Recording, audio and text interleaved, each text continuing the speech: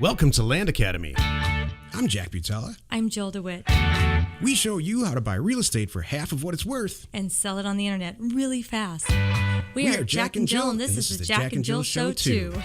With over 15,000 completed transactions, we're the experts at acquiring property. Of all kinds, not just land. For half price and flipping them for way more. All right, let's get this show started. Jack Butala with Jill Dewit.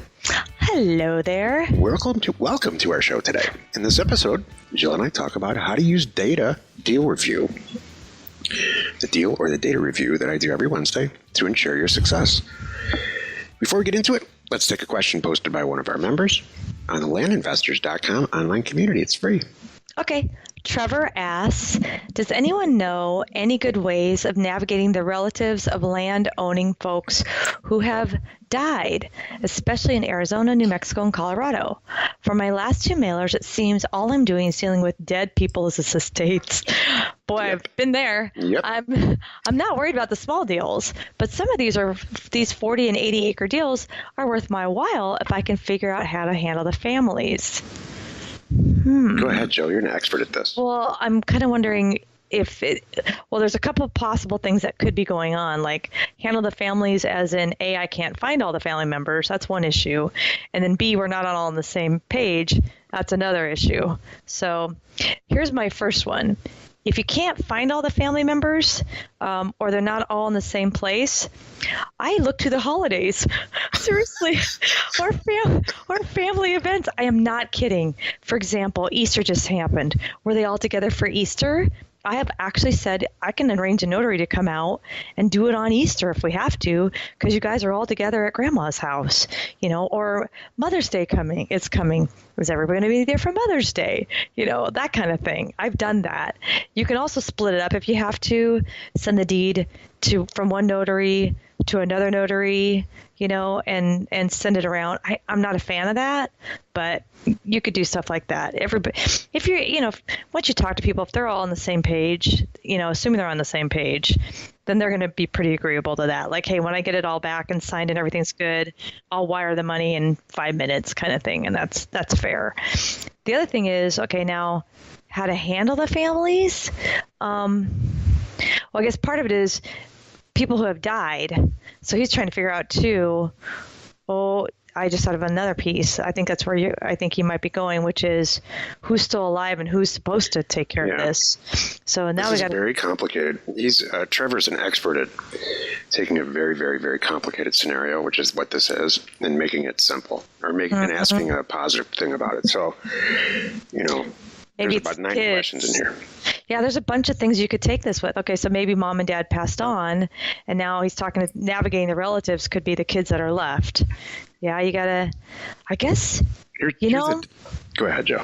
All right, my big picture is you gotta just make sure, you gotta figure out, and it may take a little time, who are the rightful people who have the power to make this deal.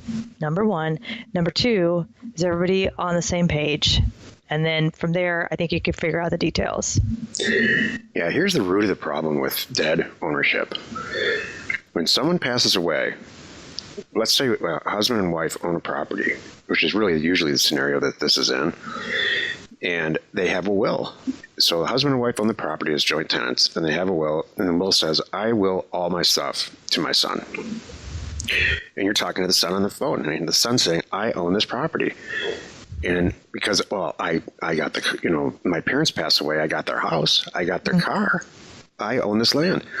And if they didn't transfer it into his name, the son's name, before they died, or it wasn't part of the estate, it wasn't probated as part of the estate, he doesn't own the property. He does not. And depending on which state it's in and stuff, this is the real root of what I think Trevor's asking. How do you deal with this? Well, there's a million ways. There's a lot of ways to skin this cat, but we have people in our group who are very good at this stuff. So, Trevor, I would reach out to them. I would, in Success Plan, reach out to them in the specific state, and they'll help you. That is a wonderful thing. You're right. We have a few members that have said, oh my gosh, I just figured out how to do this in XYZ state. And we tell them, congratulations, I'll go buy more of those because you're probably the only one. Right. So And here's a quick view on some of the western states. Colorado is great for this. New Mexico is great. California is great. Arizona is nearly impossible. But you can still quiet title properties in all of these states. So you'll figure it out. Texas, I've done some Texas ones like this. Yeah. Mm-hmm. Trevor's in Texas, so. Mm-hmm. But yeah. Yeah. LexisNexis offers a way to find people. A couple of people over the years have asked me to get our members a subscription to LexisNexis, and maybe I'll do it. That's how attorneys find people. Well, and Trevor brought up another good point. This is the dilemma that we all face at some time, which is, all right, how much time do I spend on this, or do I walk away and go do 5 more easy ones? Yep. That's the question, and I get it. Here's the Totally thing, though. understand. Sometimes when what ends up happening is, if you're not the first person who's broke the news to the Sun that you really don't own this thing and that you're going to have to spend some money to get it in your name. If you're not the first person, chances are that he's received offers in the past and it just didn't put it together. Mm-hmm. So the quality of some of these properties is really high. Right. And they just don't want to spend $2,000 to get it. And then, so that if you're dealing with an 80-acre property that's worth, a couple $100,000, and you're going to cost you $2,000 and maybe $8,000 or $10,000 of acquisition purchase price. Mm-hmm. It's worth it. Exactly. When all else fails on this topic, and you're in a situation like I just described where there's a lot of money involved, hire a lawyer. I was going to say, or go through escrow. Mm-hmm. Go through title if you need to on some of those too. Right. Especially if you're new. That's not a bad thing. You'll quickly, it's funny, you do one, you'll see what that here's what will happen. Often you'll do one deal and you'll go, that's all they needed to do was file that extra form or do this extra thing. Like, well, heck, I could have done that. And now you know. Right. So. If you have a question or you want to be on the show, reach out to either one of us on landinvestors.com. Today's topic: how to use deal review or data review to ensure your success. This topic came to me. It was a request by a member whose first name is David, and he said, "You know what? Why don't you?" Because it's a consulting session with me on Wednesday, me personally, for a half hour to look at your deal to see if it's a good deal or a bad deal, or look at your data before you send it out to, look at your data before you send offers out to owners. And David said, the reason that I'm so successful at this is because I've done 4 consulting calls with you. I did one. The first one I did was just an overview. The second one was we looked at my data.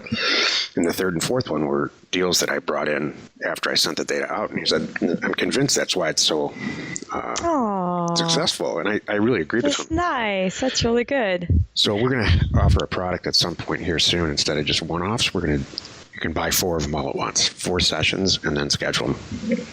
I love it. What that also does is it gets everybody's butt in gear to get that thing out in the mail. Right. If you know you have a consulting call scheduled in 30 days or 60 days with me, right, you want to have something to talk about. Mm-hmm. I love it. Now, you're not going to, this is just for our members still, Yes, right? yes. Okay, got it. All right. You're busy enough. It's jammed up. I know. I was like, Jammed up. I saw this topic and I went, oh, careful. Are you sure you want to let it be? Because I'm not sure everybody knows that it's in the literature that they know that we do this, but it's not that we talk about it very often. Right. So for our members only, this is something that they can do. Right. So, and part of it is, I can help someone that's already in my world and they know how this works and they have the background and all that good stuff. I can really help them. Someone coming to me with, brand new, just thinking about, I want to be an investor. I mean, I can still help them, but it's a ways off. I mean, that's what the consulting session with you is really designed about, right? Or they're designed for. Well, mine are people that are in it too. Mine are people, the way I talk to people most about is, mental hangups sometimes, or sales things, dealing with individuals, that kind of stuff. Things that involve people are more me. Things that involve data, more you. Right. So that's really the big difference. In sales and marketing, a lot of it's both of us. So that's the thing. So, Sweet. mm-hmm. Go ahead. So I was going to say, so it sounds like this is what I was thinking about too, for our members, for the members that have not done this yet and they're thinking about it, or they they're just learning that we have this, whatever.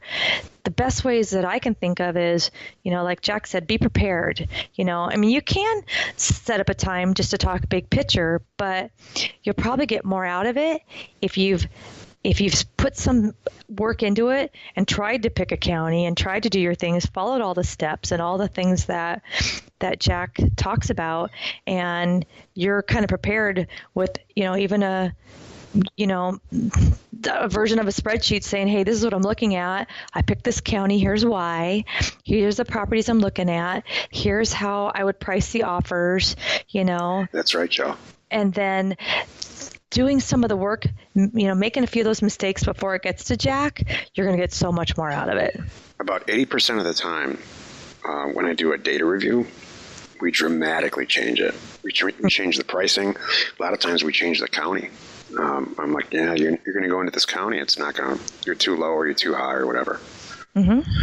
About 20% of the time for deal reviews, like, should I buy this, Jack, or not? Mm-hmm. About 20% of the time I say no.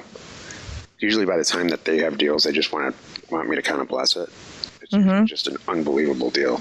And that's when more than half the time I say, look, if you need a partner on this is a smoking deal. Isn't that funny? It's like the people, that's true, the people who schedule these calls, they have a common theme. They're in it. They're in it. They're in it. They're going to do this right. The needle's in their arm, I like to say. They're not messing around here. They're going to make some money. They see it, and they're going to do it. Yeah. So it's easy for us to just tweak little things. I mean, how many of your data reviews and deal reviews, all you're doing is tweaking? Yeah. Well, like I said, sometimes data gets pretty altered, but there's some real value in that. And that's good. I that's a thing that people need to know, is that you can send Jack a spreadsheet ahead of time. And Jack will sit and go, all right, I'm going to I'll make a column. He'll literally open up your thing and make another column right there online with you on the phone and say, here's how I'd price them, and boom, boom, boom. And then you take it out and run, and that's so valuable. Nobody does this stuff. Could you imagine? I can't imagine in any other environment having this kind of guidance.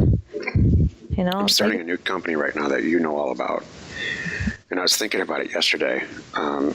It's related to land, but it's not. It's alternative energy, and I'm thinking, where the heck can I find a land academy where I can listen to a podcast, or I don't know, join a group? I'm happy to pay. Where I can learn this level of stuff this fast. And I looked everywhere. So guess what, Joe? Here we come. Oh, no. Yep. Yep, here we come. You know what I found? That's our underlying theme. Jack finds a need for something and creates the whole organization, the whole environment. It's just insane. In a really, really, I mean this in a good way. So yeah, go ahead. Yeah, I mean, it doesn't matter. It's just a lot of fun. It's a lot of fun. I feel like I'm creating work for you sometimes, but. Oh, you are. That's okay. But we're eating pretty good, so it's all right. Exactly, and I'm hiring staff as fast as I can. So don't worry about that. Good. So what else you want to? That's about it. I was going to say. Sorry. Join us in another episode where Jack and Jill discuss how to use information, that's me, and inspiration, and oops, that's me, to get just about anything you want. We use it every day to buy property for half of what it's worth and sell it immediately. You're not alone in your real estate ambition. Yeah, I mean, I'm pretty excited about this. You know what I did find, and I was going to say? This particular line of business, not the one that we're in, has a lot of associations, National Association of XYZ. I found, Joe, there's no real landowners association out there. And True. then it occurred to me, we're kind of acting like an association, you know? Oh no. Am I going to make one? No, I'm just saying we are kind of like, that's what Land Investors really is. It's an association. You pay some dues, you get access to a bunch of stuff that you wouldn't normally get access to, and you know what I mean? Oh, you're right. Like a realtors association. Now you get Yeah. to the MLS, and now you have access to this and all that good stuff. Access to other members' experience and all of it. Exactly. Cool. Information and inspiration to buy undervalued property. We are Jack and Jill, and this was the Cash Flow from Land Show. We're the experts at acquiring property Of all kinds, not just land, for half price just so we can flip it for way more. and really fast. Thanks for listening. You are not alone in your real estate ambition.